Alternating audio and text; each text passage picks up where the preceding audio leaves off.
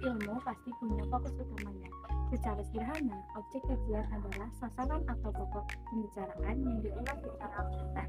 Karena sosiologi adalah ilmu kualitatif yang mempelajari manusia dan dinamika dalam masyarakat, maka objeknya pun sangat dekat dengan kehidupan kita sehari-hari.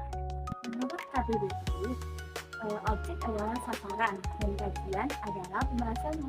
Jadi, objek kajian sosiologi berfokus pada kehidupan manusia, proses interaksi sosial, dan produk dari interaksi tersebut di dalam masyarakat. Intinya, sosiologi melihat struktur kelompok sosial, organisasi, dan masyarakat, serta bagaimana kita sebagai manusia berinteraksi di dalam. Nah, untuk memudahkan kita mengenai objek material dan objek formal. Yang pertama ada objek material. Objek ini adalah semua hal yang berkenaan dengan masyarakat, mau yang terlihat fisik ataupun yang non-fisik, termasuk di dalamnya gejala sosial. Segala peristiwa yang memunculkan interaksi, baik itu antar individu, antar kelompok, atau individu dengan kelompok. Singkatnya, semua yang berpengaruh pada kehidupan sosial manusia. Lalu yang kedua ada objek formal. Kalau objek formal, dia bertindak sebagai pelengkap dan fokus pandang. Objek formal adalah korelasi atau hubungan dari setiap interaksi yang terjadi pada masyarakat. Dia adalah kacamata yang digunakan sosiologi untuk memahami kita sebagai makhluk sosial. Mari kita bedah lebih spesifik apa saja yang dipelajari di sosiologi. Yang pertama ada masyarakat, interaksi sosial, sosialisasi, nilai, dan norma. Yang pertama itu ada masyarakat. Manusia itu makhluk sosial yang butuh orang lain, kumpulan orang yang terstruktur, mendalami wilayah, dan punya nilai serta norma yang menjadi objek pertama dan utama. Terus yang kedua ada interaksi sosial. Selama ada masyarakat, interaksi akan selalu ada, baik itu ngobrol, diskusi, konflik, atau kerjasama.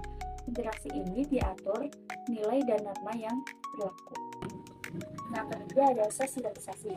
Sosialisasi ini adalah proses kita belajar kebiasaan, nilai, dan norma dari kelompok sosial kita.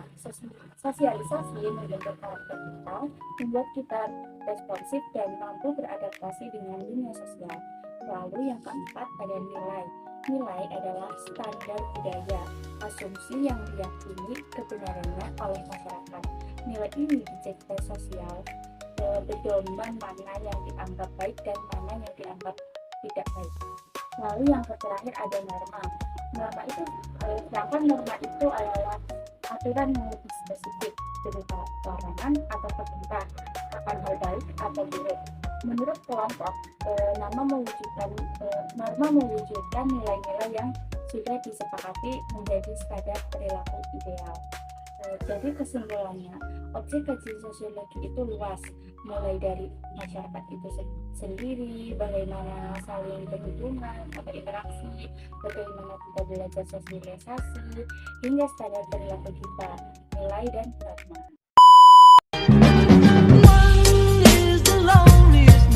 That you'll ever do. Two can be as bad as one. It's the loneliest number since the number